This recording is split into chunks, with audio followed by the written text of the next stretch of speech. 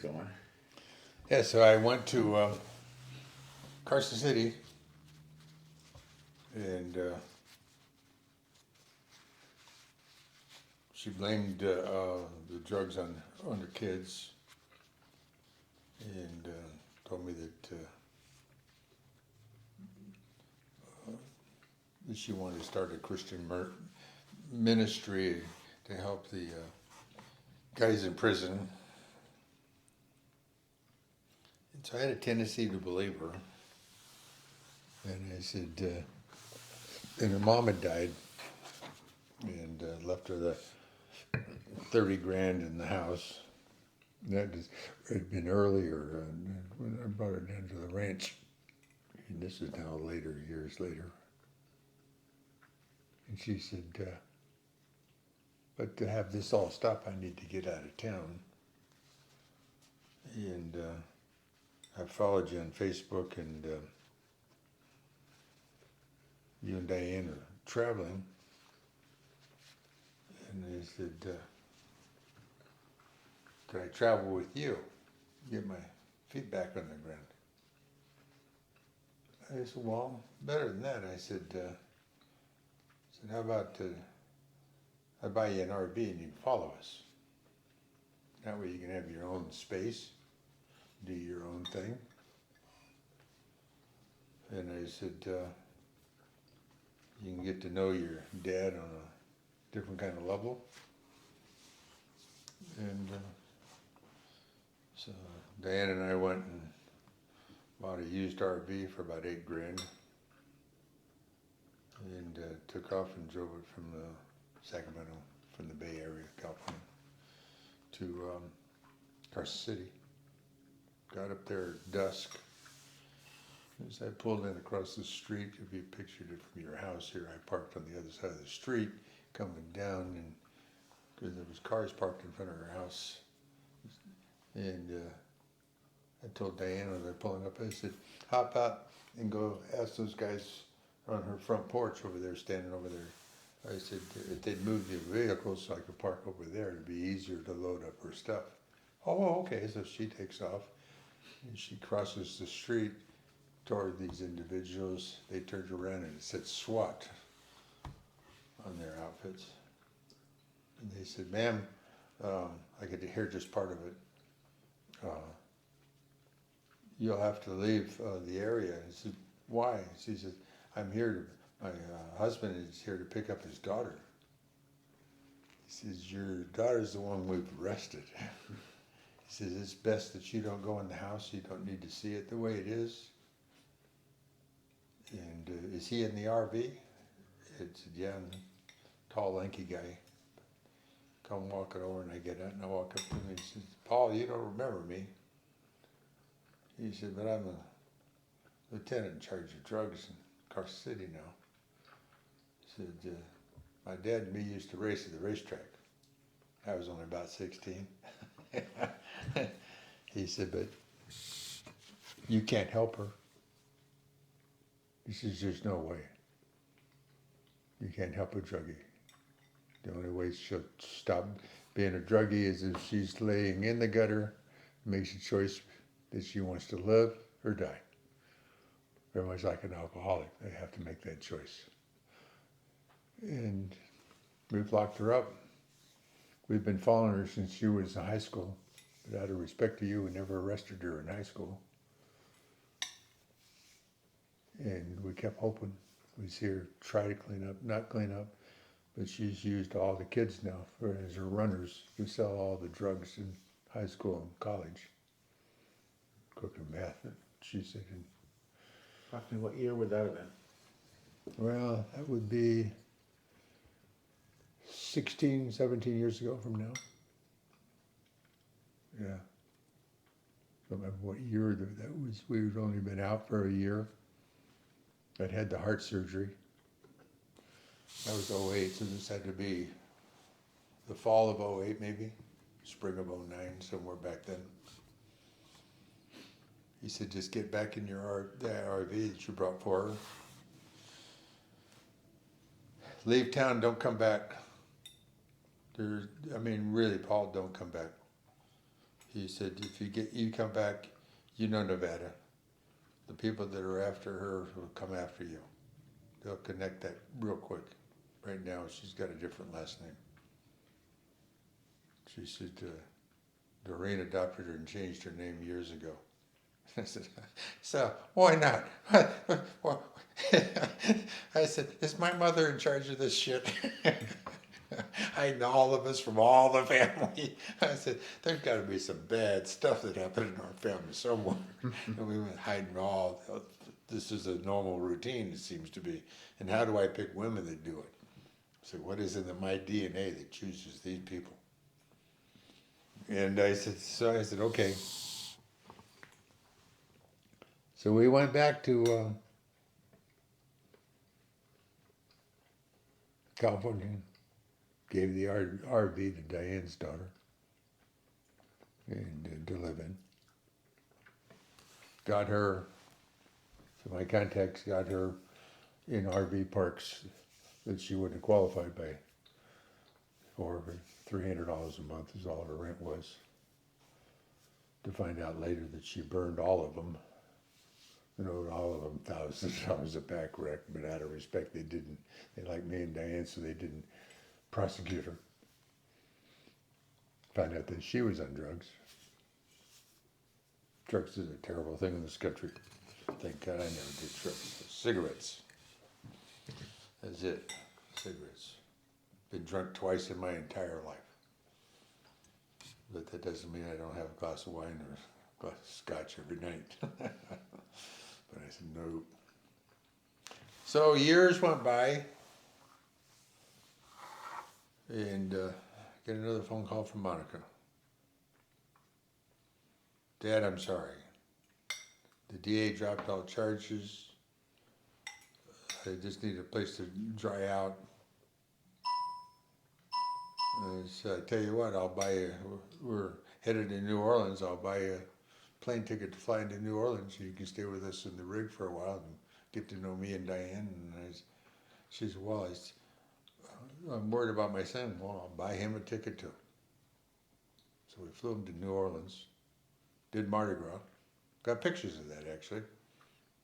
Most probably on this phone. And I'd say about the third or fourth night, around the barbecue, she asked if she could borrow the car. Dan said, no. I said, we're old. We need the car. We need it for emergencies or whatever, but I'm not going to loan you a car. You know, you can call an Uber or whatever. And they progressively, they got upset, started drinking more. Pretty soon they were drunk, and they were starting to jaw at me. And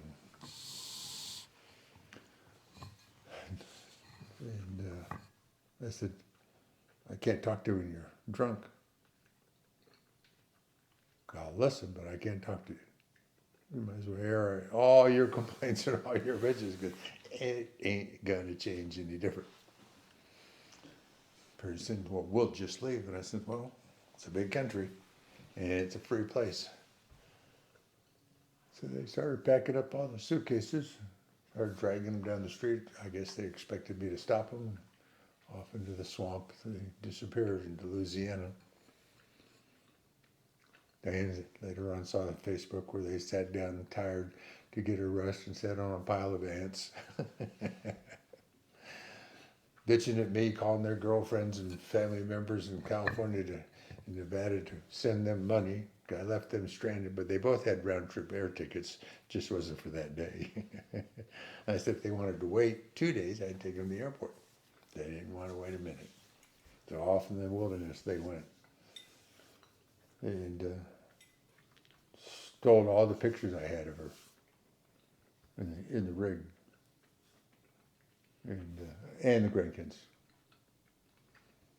And but drugs, oh God, so terrible. And in part I believe that I had something to do with her. I always felt guilty. I wasn't there for every day of your life, and every day of her life, and every day of Troy's life, and Tracy's life, and Monica, all those things haunted me. So when Bobby, daughter called and said she got raped, and we came home from the county fair, and she'd been walking around the front yard for so long that she'd worn a path in the grass, a perfect circle. And I touched her and she collapsed, and she spent 120 days in a mental hospital learning how to talk again. And at that point in time I found out, all the family found out, she'd been raped and molested by her father from age 13 until she ran away from home when she was 16 with her drunk mother standing in the doorway saying, "Look, you little bitch, that's my husband." And I said, in my own... So I took off in the RV I had then, closed down the daycare. All the mothers were pissed because we just won Educator of the Year award. We're the best daycare in 3 counties. And I didn't want to tell them why. I just took the heat. And she disappeared with the family car into the wilderness. So I spent the next, 3 years, I guess, until couldn't find her. And she finally called 3 years gone by. And I was in Nevada, or excuse me, in Bellingham, Washington, doing that map I showed you, the pictorial map. And drunk. "You have to come get me." And I said, "I'm not going to come get you drunk." I said, "You want to call me back in an hour when you're a little bit more sober, and drink some coffee or something, and I'll listen." So she called back and says, "You have to come get me." And she said, "Do you still love me?" I said, "Yeah, I love you." I said, "God," I said, "Yeah." I said, most probably the only true love, other than Diane, my entire life. But I said, "Where are you?" And she said, "I'm in Clear Lake, California." I said, "You still have the car?" I said, "Well, not tonight. My boyfriend took it to work. He works security at the casino." And I said, "Well, I'm not going to drive 900 miles to come get you." I said, "But if you're serious about this and you really want help and you really want to stop drinking and you really want to get your life straight, I tell you what." I said, "You got any steaks in the freezer?" And she said, "Yep." And I said, "Well, thaw them out." I said, "You prepare the greatest meal that your boyfriend's ever had." I said, "When he gets home from work, you feed him steak and lobster and whatever you got, and pour him a couple of big glasses of liquor." And I said, "When he passes out, you get your naked butt in that car and drive nonstop to, Bellingham, Washington." I said, "If you're serious." I said, "Time you pull over for fuel, collect. That way I'll know how far you're progressing. I'll also know if you're alive." She did that. She finally got there the next day. And her case was the alcohol, obviously, but And which wife? What's her name? this is Bobby. Bobby, This is the right. one that in the picture of the RV you saw the kids. Right. One Educator of the Year award. And So and Yvonne is her daughter, who I saw on the way here Okay. in Michigan City, Indiana. and Tracy's mom is who? And Tracy's mom is Roseanne the Ranch. Okay, gotcha. Okay. Heir if Roseanne has a bone at all, but the ranch was worth $17 million when I left, just in land value. And partly because of we'd sold off a chunk and they built $1 million houses on that 50 acres, and then Ira said that's light property. The road's connected. And that's an interesting story that I forgot all about, but when built those houses, I went around to all those owners and I knocked on your door and I said, "You don't know me, but for your mailbox, your name's Troy." And I said, "You got a golden retriever?" And I said, "This is next time I will not bring your dog home to you." I said, I'll bring his carcass home to you. So we're a cattle ranch, and he's running 500 head of cattle that I just got through breeding. As far as I'm concerned, he's a coyote. He said, sorry, it won't happen again. A week later, dropped the dog. Of course, it had to be your daughter that answered the door at 13 years old. And your wife crying, you know, hadn't had that conversation that I had with you. Well, I found out shortly thereafter that your wife was the DA's daughter. The DA called me, the ranch. Said, I want to see you. I said, you want to see me for what? Well, you just come down to my office. I said, DA, I said, you realize that you're 18 miles away and I'm running a cattle ranch and you want me just because you said so to drive all the way in to talk to you about something I don't know anything about? I said, you want me that bad? Send a patrol car. I ain't coming. About 3 hours later, a patrol car rolls in. And the kid driving from the racetrack. He said, are you Paul Burton Foote?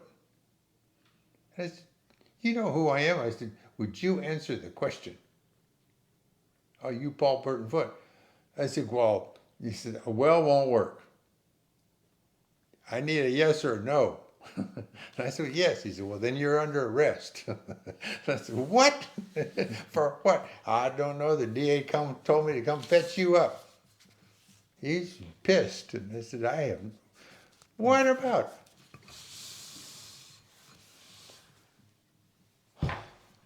So in we go. Takes me up to the DA, passes me down. The DA walks in. I said, what in the world is that? He said, you shot my sister's dog. I said, you brought me all the way in here to tell me I shot your sister's dog? I know I shot your sister's dog because I took the dog to her house, handed her the dog. He said, well, there's an ordinance that you can't shoot a firearm within a mile of subdivision. I said, that used to be our ranch and our hayfield. I don't care. He said, you're going to have to go apologize to them and buy them another dog. And I said, hell freezes over. I'll buy her another dog and apologize. I'll go and take a second. Her next dog, I'll tell her I'll shoot. I said, I don't care about the stupid law. Because I got the racetrack. And I'm that evil asshole who'll buy your house, kick your ass. So he has me arrested. And I call Rose in, bails my ass out, and she said, what the hell? He said, Paul, the attorney calls me, he says, all you have to do is apologize. This will all go away.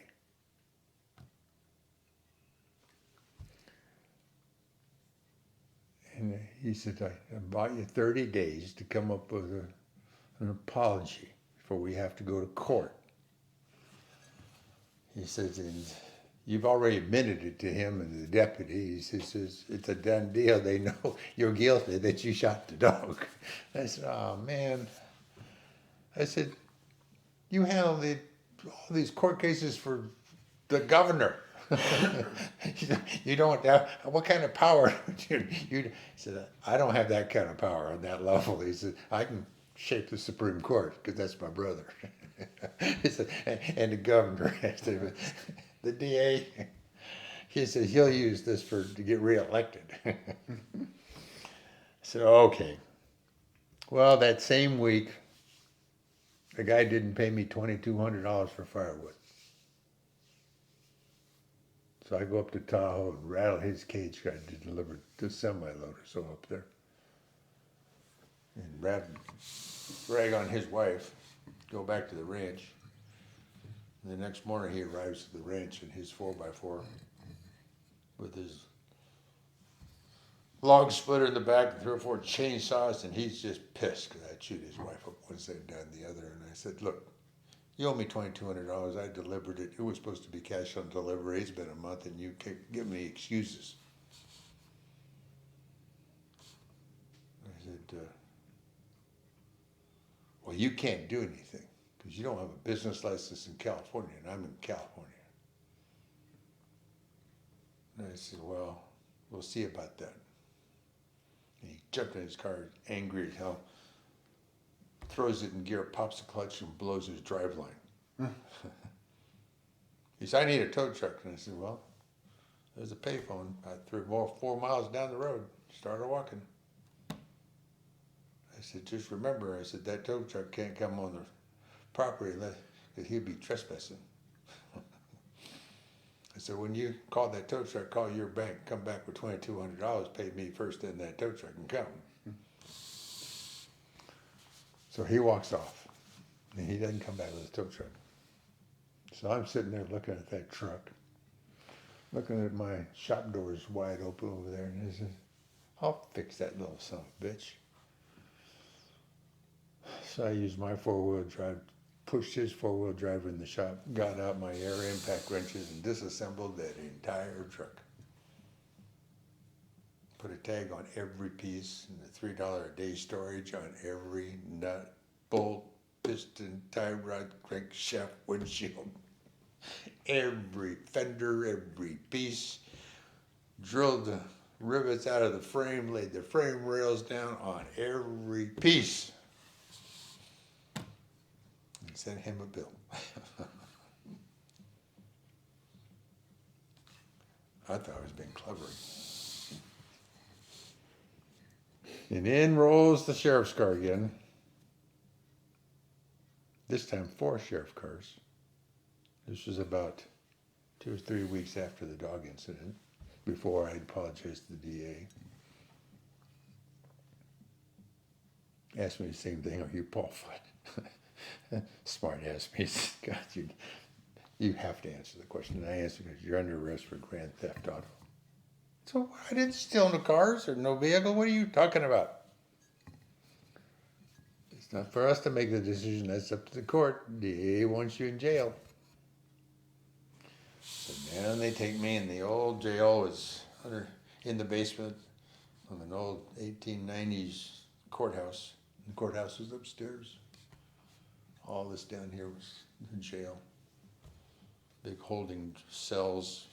Slept about 8 guys. Then 3 independent cells, steel doors. And a little kitchen area. And the heating system behind the kitchen area for the entire courthouse. And the sheriff's office is down the hall. And I go in there, and everybody knows me. I'm in an orange jumpsuit. And they had not worked for me. Their kids had bucked bales of hay for me. So, everybody in the jail knew me. The inmates knew me. Oh, it got you, huh, Foote? Some were really happy. So I guess. So they feed everybody. Sheriff calls me in. And about 7 o'clock at night. He said, I want to hear this story. What in the hell are you stealing cars for? Since you got a racetrack, you got cars. And he says, well, it's a long story. He says, do you play chess? I said, yeah, I play chess. He said, well, let's play a game of chess and you tell me this story. So I told him basically what I told you. He said, I don't blame you. He said, but I think I would have thrown that damn truck in the river, 1 piece at a time, and not left any evidence behind. That's where you made your mistake. Then you sent him a bill for the evidence. He said, I thought you played chess. Well, I wasn't in my right mind. I was a little irritated. He said, oh, that's how we catch all of them. They get a little irritated. So when you left the jail, you went to the corner of the jail and you went up a staircase that went right up to the courthouse, and that door opened into the witness box. So week went by and went up there for a hearing, and the DA, because of the dog, had invited the entire senior class at the house school to come for law day Watch a legal proceeding. And I was the only person for law day. And my attorney's sitting here. And I look across the room and all these teenagers. I said, oh, Jesus. I said,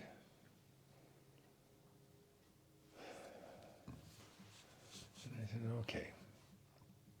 I'm thinking in my mind. And evidently I was thinking, loud enough thinking that my attorney reached over and says, don't do it. I must have been radiating what I was thinking. And he said, will the prisoner stand up, Mr. He said, I understand that you disassembled a man's truck. I said, Your Honor, I said, I own that truck. According to this paperwork, he owns this truck. I said, how long you've owned this truck? I said, for 48 hours. I said, I bought the truck from the man. I realized I shouldn't have disassembled it. The kids are, all the kids are, now, says, well, then it can't be grand theft auto, can it? Mr. DA says, no. He said, you didn't do anything wrong. He said, can you explain to the children, because they weren't able to hear the proceedings and what's going on here today, what happened? What you would do if you had anything to do different? So I turned around. My attorney's grabbing my wrist again and says, don't do it. I said, well, children, I said there was a gentleman up at South Lake Tahoe who owed me $2,200. And his truck broke down at the ranch. I was a little irritated, so I disassembled his entire truck and sent him a bill for each and every part.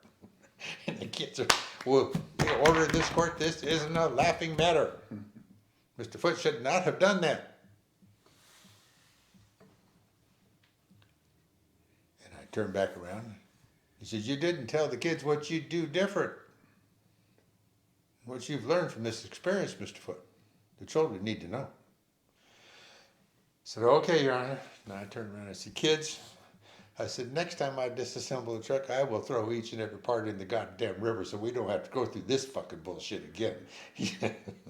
Oh, I tell you what.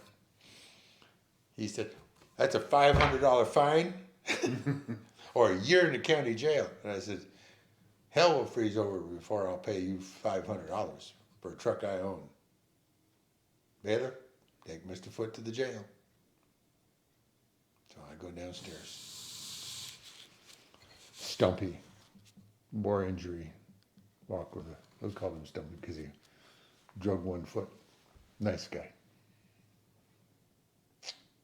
He said, Paul, he said, why didn't you just keep your mouth shut? He said, you don't understand. I said, it's the principle of the thing with me anymore. I don't care.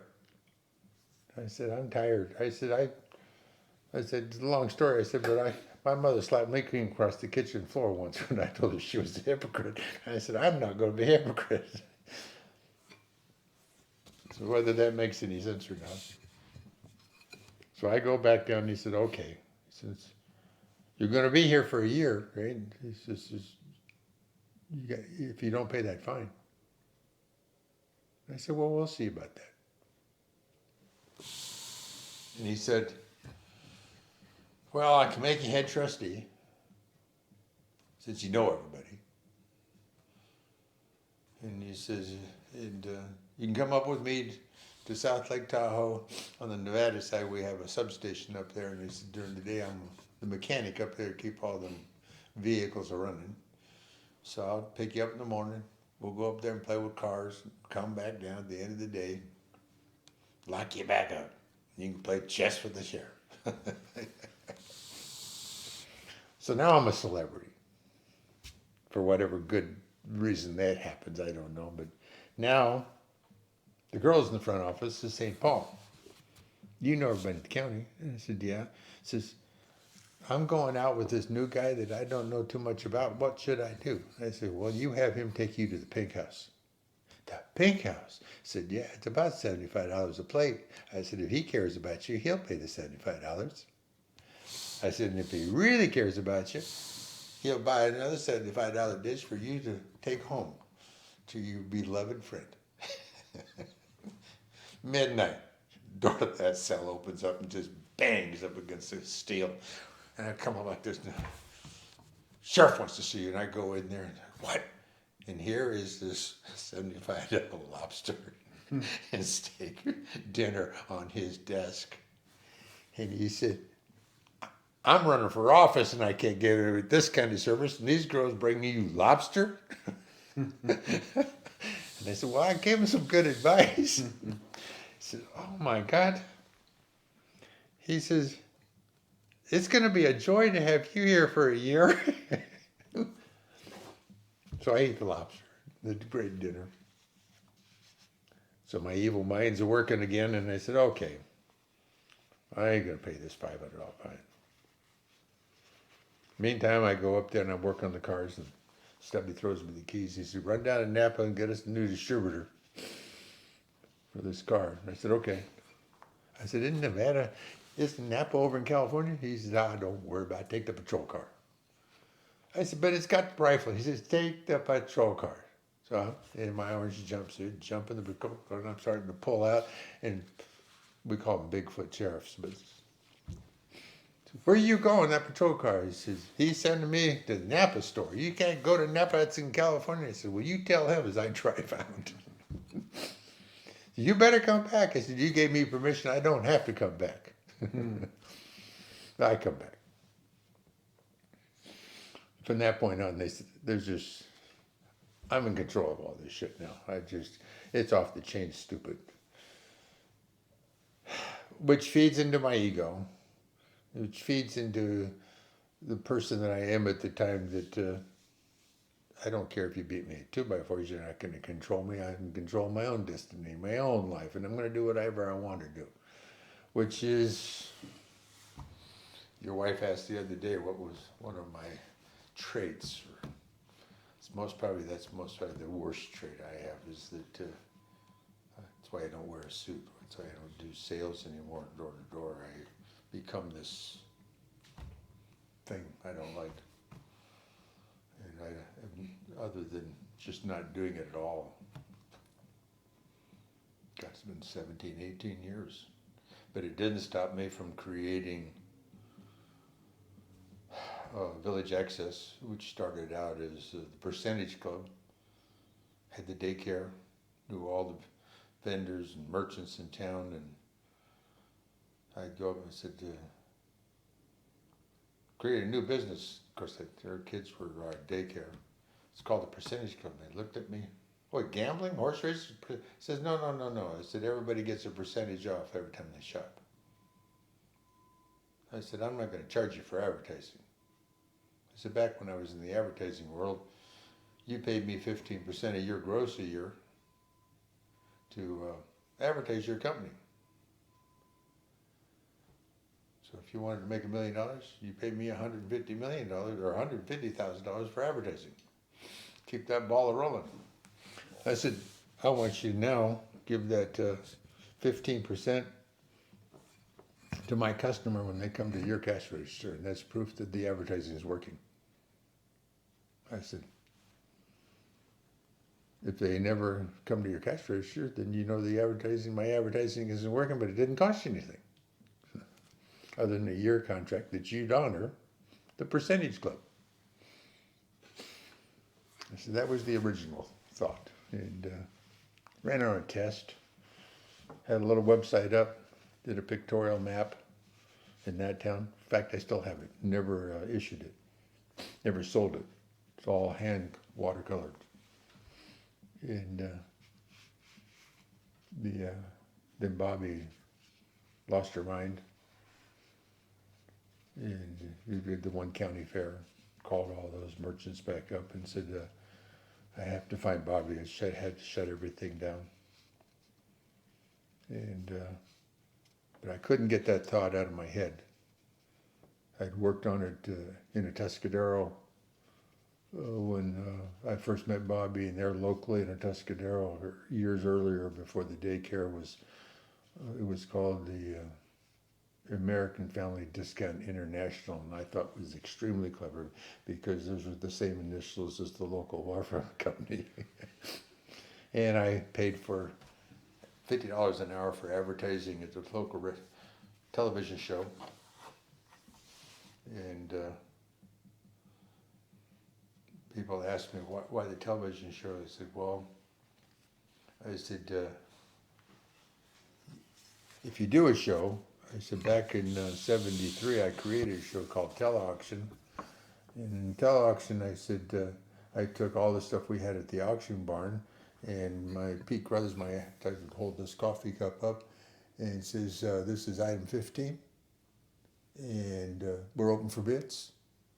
And it has a cup of joy on the side of it, and this is a brand new product that even J.C. Penney's doesn't have yet. And I said, that's why I do it. And they said, what's the, and then people would change the subject, and they said, okay, teleauction. Okay, so you showed an item and wait, and they called in on the phone. I said, yeah, sort of like the Jerry Lewis telethon. I said, and then I got some girls down there. I called Vanna White. So I says they're cheerleaders because they get to be on TV free. And he said they answer the phones and they go on the chalkboard and they write the items up. And so the first week we ever did it was real confusing because all the 4 girls on the phone were calling up at the same time to the same girl, and she was too much input. She couldn't do it. I said, from now on, you just put it on a great big 4x8 worksheet in front of you and write down price of the name or price or the item number and the price of the item number, and I'll take care of the board. You guys collect the rest of the information, street name, address, stuff like that. Well, that day, the first show, because we didn't advertise at all, it was on cable, people just flicking the channels, and I did it against Sunday football. And my friend said, why Sunday football? I said, well, women that don't like Sunday football be flipping the channels looking for something else to do. Sure enough, we got 800-900 bids in 4 hours, which I thought was pretty good. And but what happened during that is that 5 or 6 of them were prank bids by teenagers. So my quick thinking, I called up real quick and I said, Troy, I said, the guy that beat you with the prank teenager, I said, outbid you. I said, but you can have the item for the price that you bid. And you said, well, that's awful nice of you. And everybody trusted us because we're at the cable company that you paid your cable bill to. And you came up to the cable company to pick up your item. So you felt real safe in that environment that we weren't scamming you. Well, I got to thinking at the end of that day, I said, we could call everybody up that was in second place and tell them first place was a scam. I said, we can sell 2 or 4 or 5 coffee cups. I said, unless they all come at the same time. I said, no. I said, this could be. I said, I don't know. I said, but that's tempting. So the next week, went down to San Francisco that whole week and bought $20,000 worth of merchandise. And don't know if you're aware, but every manufacturer that's selling anything to chain stores, they're doing right now, they're selling all their Christmas stuff, and the stores are taking their orders for Christmas, and then next month it'll be January white sale, so on and so forth. They're 6-7 months out. Well, in these big warehouses, they have 100,000 shirts, and they got 80, 90, 100 of them left on the rack that weren't sold. And those are closeout. And I would go down and I found out real quick, I could buy the entire room for $3 an item, $3 a garment, where they normally wholesale at 16. They just want to get them out of there. So I started buying all the leftovers. Well, we also didn't know at that time is that we were now 6 months ahead of the curve. Nobody had seen this stuff on the street. So our show was brand new and fresh, and nobody could find this stuff anywhere because we had it before the stores had it. They were still in warehouses getting ready to be shipped to J.C. Penney's. And they said, well, we have to come up with a better idea. I said,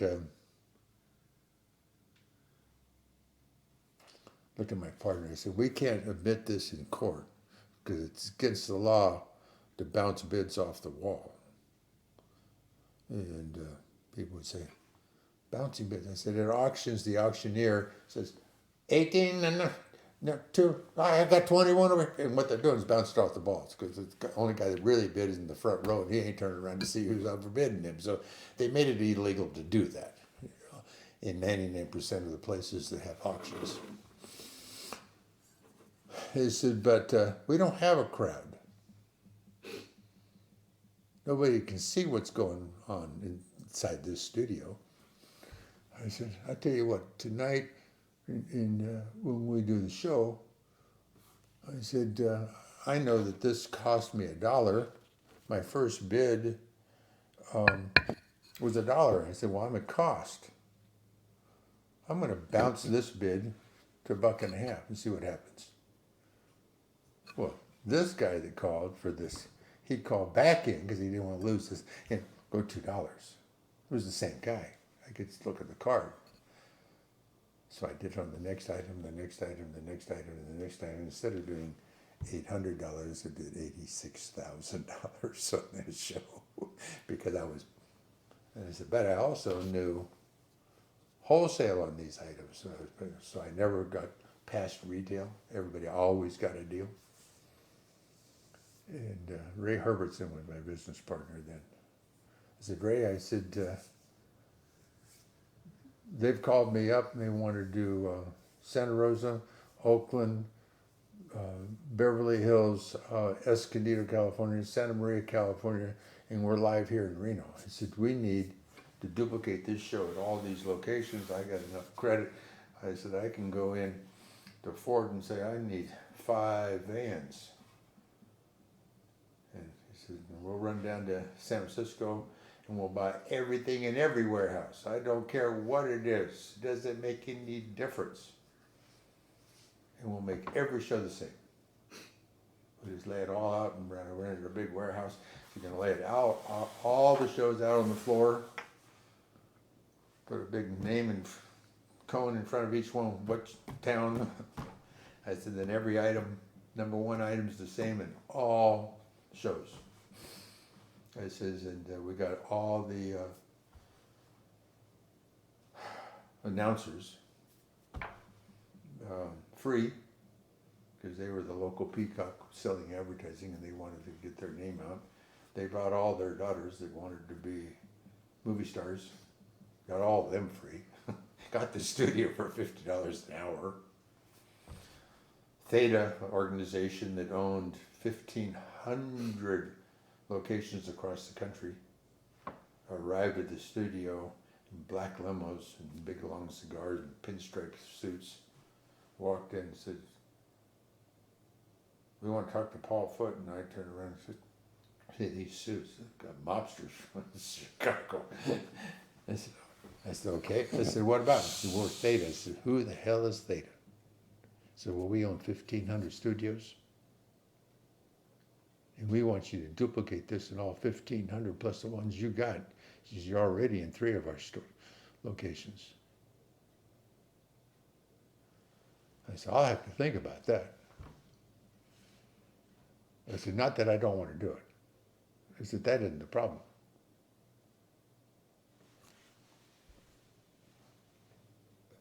I don't have the wherewithal, guys, to be honest with you, to buy $2 or $3 million worth of product and ship it to that many studios every week.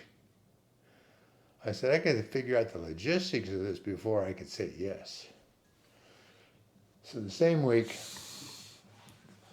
that happened, the LA Mirror, we'd only been on the air 4 shows, 4 weekends. at 3 or 4 stations by that time. And LA Mercury Times called me. Said, we're sending a Learjet to Reno to pick you up. The owners of the newspaper want to talk to you. I said, a Learjet? Yep, first class. He says, what? Tomorrow at 1 o'clock. I said, we'll be there. And I grabbed Roseanne. I said, we're flying to Hollywood in a private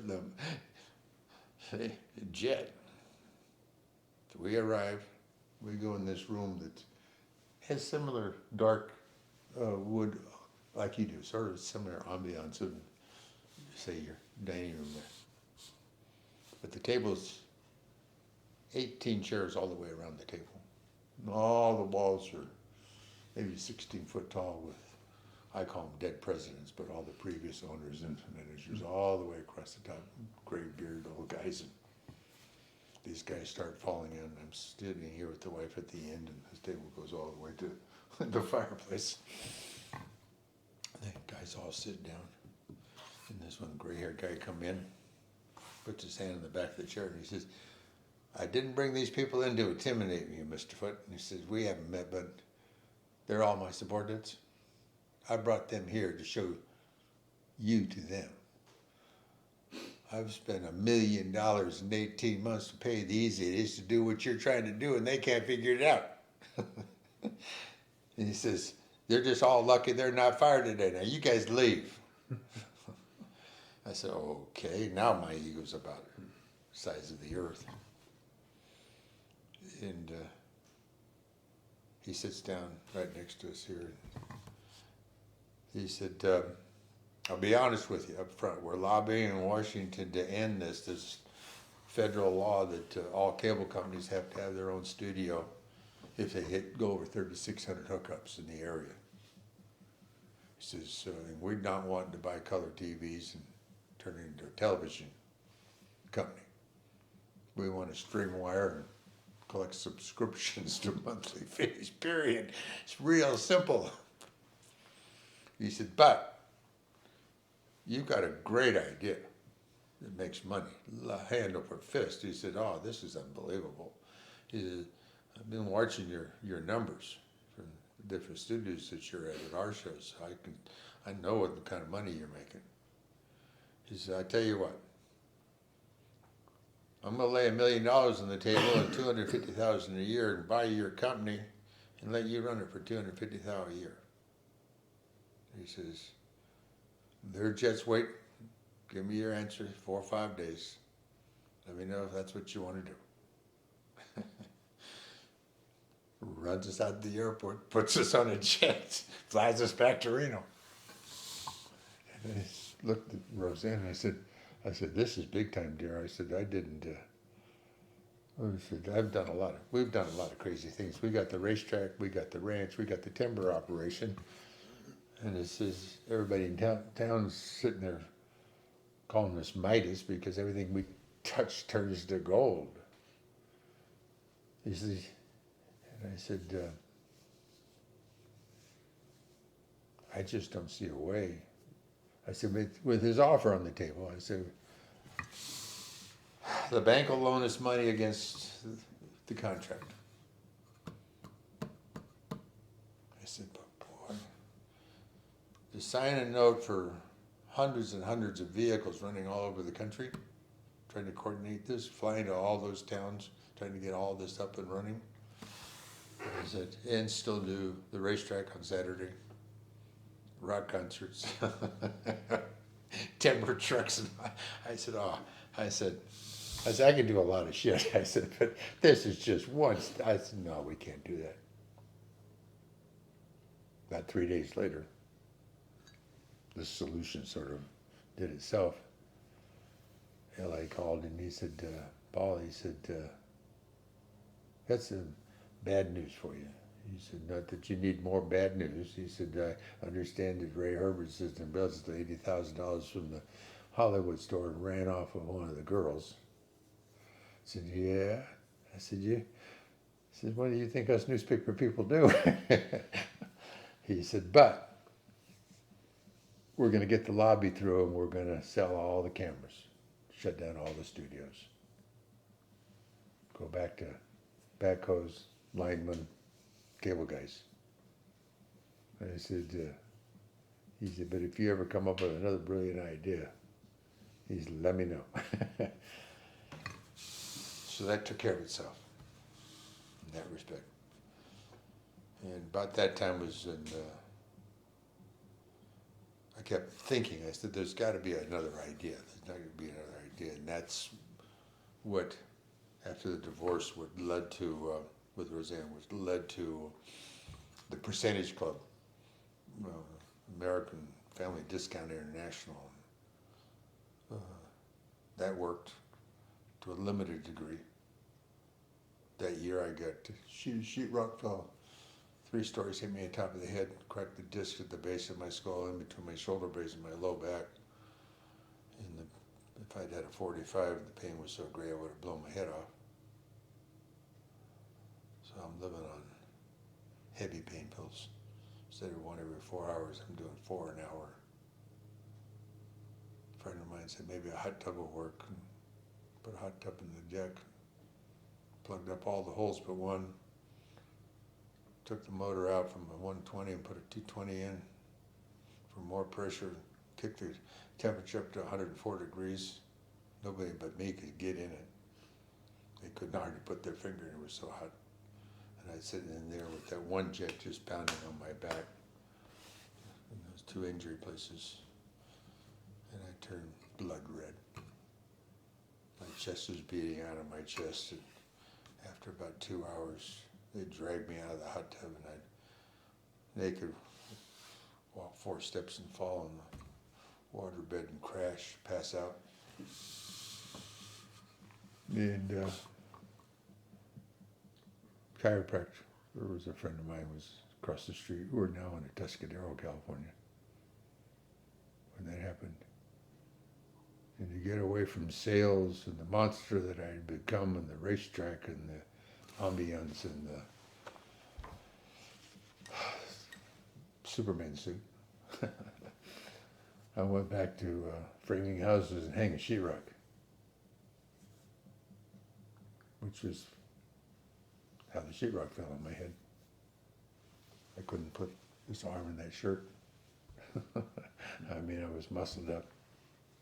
Back to a 29-inch waist, looking good. Throwing up lids like this, 121 sheets a day, piecework. When that happened, and the insurance company back there in Workman's Comp, they didn't have enough investigators. I find this out later after I settled, but they don't have enough investigators to take pictures of you picking up your chair in the backyard when you're injured. So they starve you out. At $468 a month. I'm going to chiropractor next door is a friend. He's adjusted me first 6 months every day, sometimes 3 times a day. I could barely make it from, I had to walk across the parking lot of my house to his office. Ann, a little cute little gal, and Ann would see me. I'd be just a white towel wrapped around my waist, naked as a jaybird. I'd stood in the shower. I didn't have the hot tub then, and would go from 100% hot to 100% cold until I ran out of hot water, scalded all the skin off my face because the pain was so intense. And she packed me down with hot pads and laid me on a table that had a ball that went up and down your spine underneath the fabric. And a harness around your neck and one around your ankles that stretched your body real slow. It was an old orthopedic type bed. And after about 6 months, they wanted to do surgery, and they said, you have to sign this. And I said, what for? And he says, well, in case we cut a nerve, you could be paralyzed for life from the neck down. I said, not that I like to feel my body. I said, but I can feel my entire body. I said, this pain is that intense. And I said, you're gonna pay for therapy until hell freezes over. That's stubbornness in me. So I went 10 years.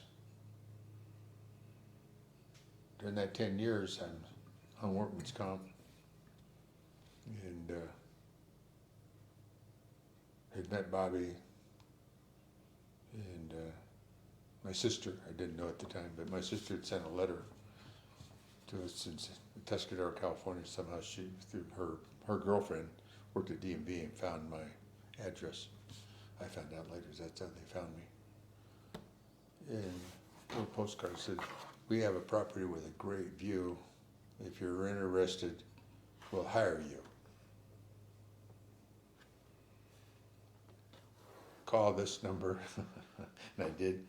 There's a key and mailbox at the ranch. So I went up near the ranch looking out across all the valleys. You could see 90 miles away, you could see the Golden Gate Bridge when the fog was in, just the flashing red light on top.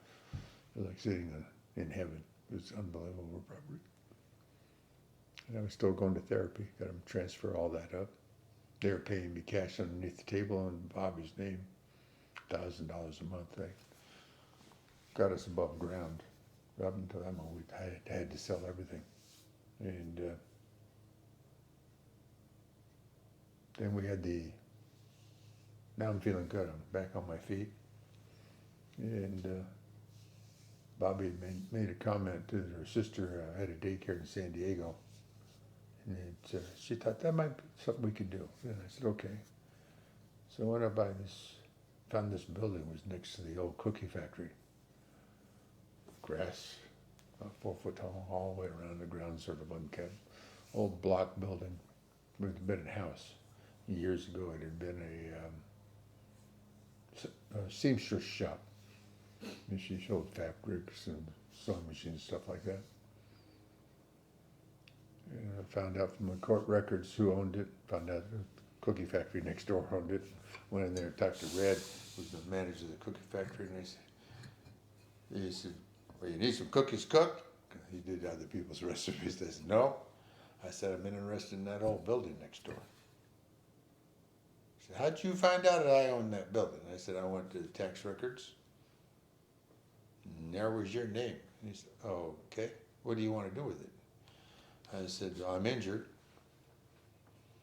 I said, "But I have the ability to completely remodel it." I said, "I want to open up a daycare and a foster home if it passes by the state." He said, "Well, that's a worthy cause." He said, "You have the state come out and check the water and facility." And he said, "I'll tell you what, since you're injured, it's a worthy cause. I'll cover all the costs of remodeling." He says, "If you do all the labor, whatever you need, carpet, cabinets, whatever you need for the children." So that weekend we moved into this empty whole building, ratty old carpets. And I'd work for an hour and pull up the carpet. Very careful I didn't move wrong. Bobby pull up the carpets, started hanging sheetrock. You know, I couldn't handle 4 by 12 sheets anymore, so I'd do the little sheets, a lot of taping. And back to what I did with the truck school, went to the carpet company and got them to donate used carpet they'd pulled out from modeling your house. And it was in good shape, and they donated their time and energy to lay it and put all the cabinets up. And friends that we knew helped hang them, got it up and running. It took 9 months for the first daycare. Little bitty girl, 3 years old, cute as a bug.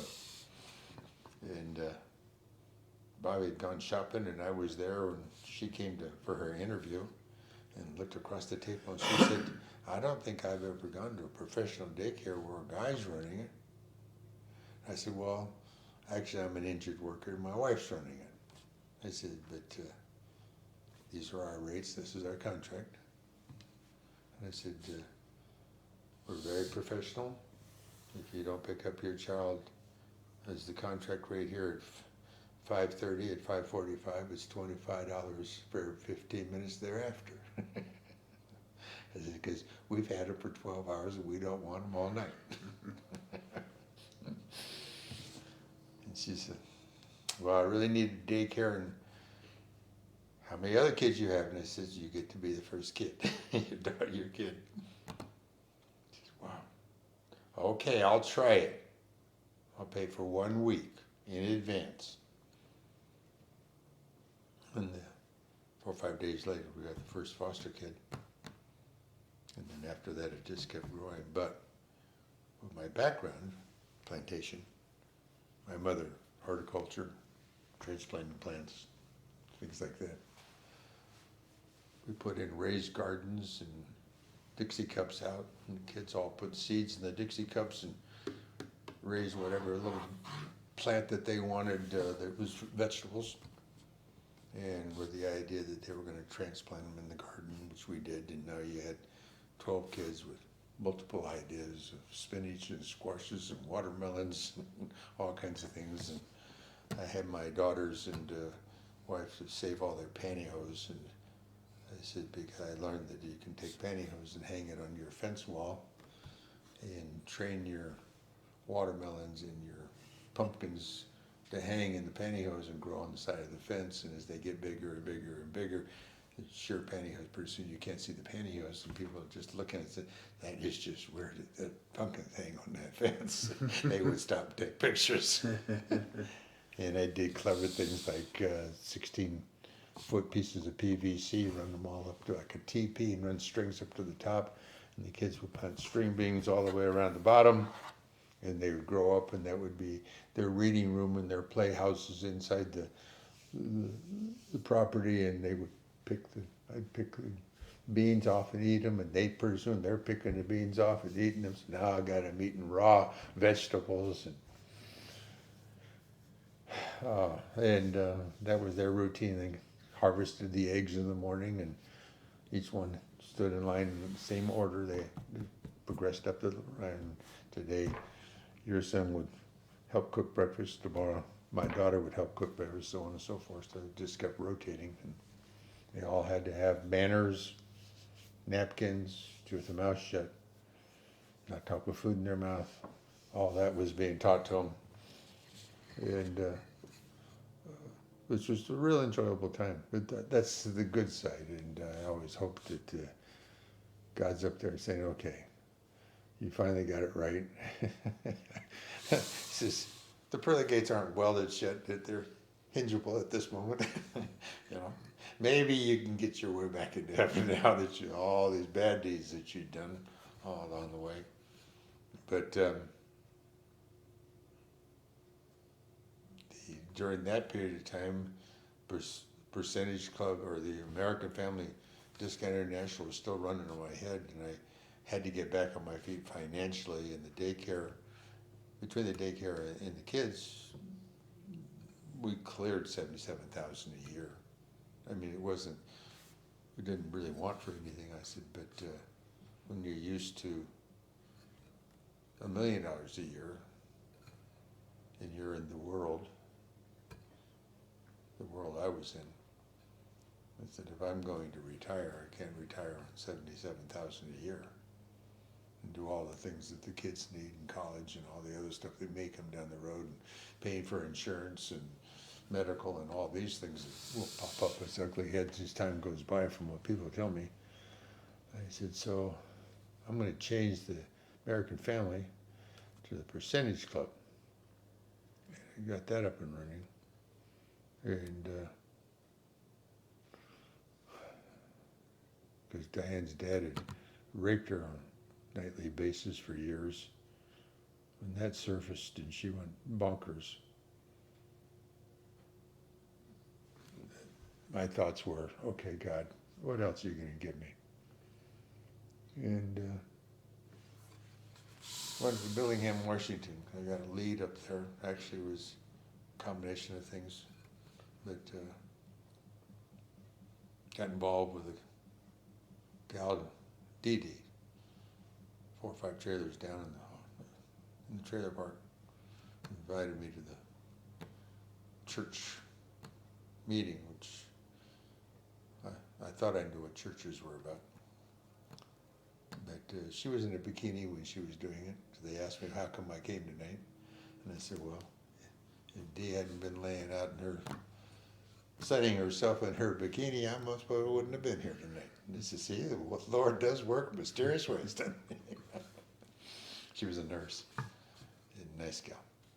Never dated her, but we went to church, the way ministry. And I thought that was closer to what I thought churches maybe should be. There was no building. You met in people's houses. You studied the Word. You tried to live the Word. When the group got to 10 people, the new 11th person came in. The 10th person started his group in his house, and so on and so forth across the nation. And so you had a million little groups of 10 people, 8, 9, 10 people who were invited to come listen to the Word. And it fit in with the 3 different religions, because I always wondered why there were differences. So at the Way Ministry, they study with the 4 Bibles and the concordance and other ancient text things of what words meant in the period of time that the Bible was written, and what the idea was. I don't know what goes on in college for learn to be a minister, but that, I said, this makes sense. I can get behind this. And because I'm outspoken, I said, well, this doesn't make sense. This is sort of contradictory to this piece over here. But you'd work on those thoughts, never any arguments. Funniest thing happened to me too there after that experience. And Bobby found me, arrived up to Washington. I got her straightened out mentally, whatever, and I'm back in Marysville, California now. I'd gone down there, and I got half of the newspaper down there, and was going to that church. It was Southern Baptist Church, which is different than a Baptist church. And so it was, I was sitting here on this journey. I can remember sitting in the chair and sat down one day and said, Lord, I said, I'm not going to move another muscle. I said, you know my entire life history, which we recorded part of today. So I'm tired. Unless you tell me what to do, I'm going to just sit here and die in this chair. And I said, I don't care. I said, I got the good book in my hand, and I'm just going to open it up from time to time and read a passage to see if I can figure out this crazy life I've been on, because there's got to be something you're keeping me alive for. You haven't let me be. I haven't been sick since 1960. I said, I've got, shoot me with a gun and a bullet bounce off my chest. I said, that doesn't make any sense. I said, there must be some kind of a calling. I said, one time it was millions of dollars in gold in the bank and fast cars and fast women. I said, but that's empty. There's nothing there. Just can't buy your way into heaven. You can't buy your way into the earth. I said, now I would tell people, I said, ask Trump how many billions he spent to get more power. And then what's he going to do with it after he gets it?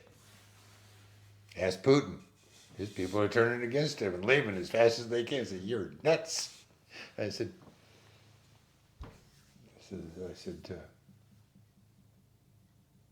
but yet Wall Street's advertising this. Every magazine puts tits and ass, money and cars and gold. I said, if you're big enough and bad enough, you can steal a whole country.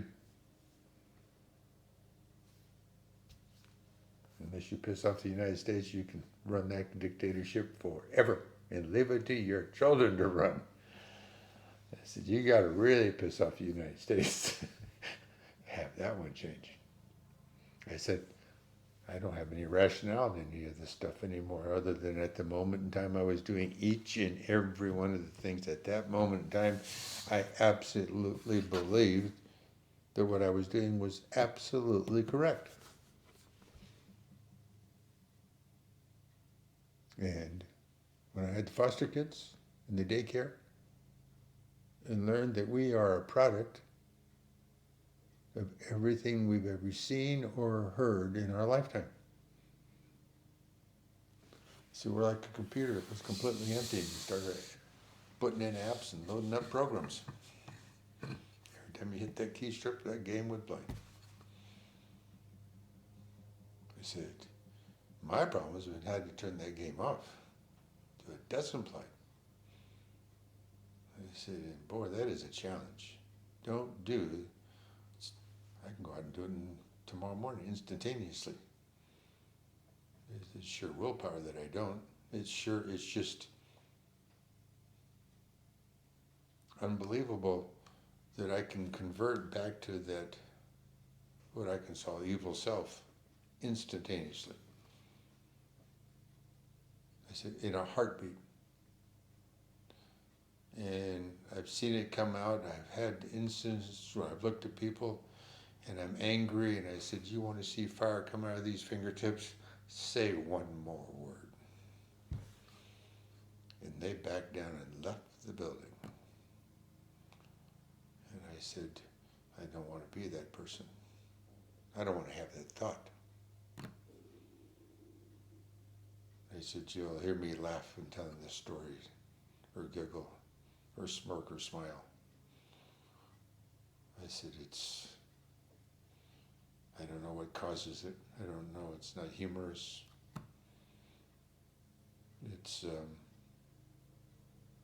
I could give sermons on this, of everything not to do. I think of Job. I think of Moses walking around the desert for 40 years and 40 nights.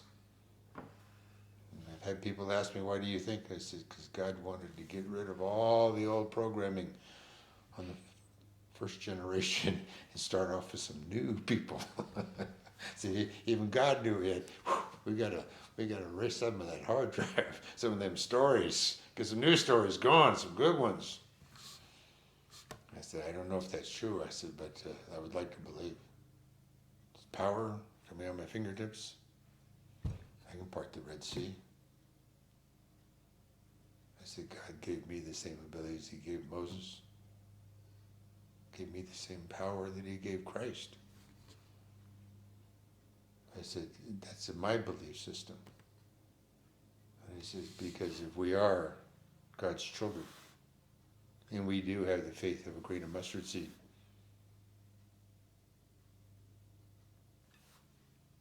all we have to do is keep the faith. I think this is going to die in a minute. Die in a minute. So let me stop it so the file is saved. Because I'm not sure if it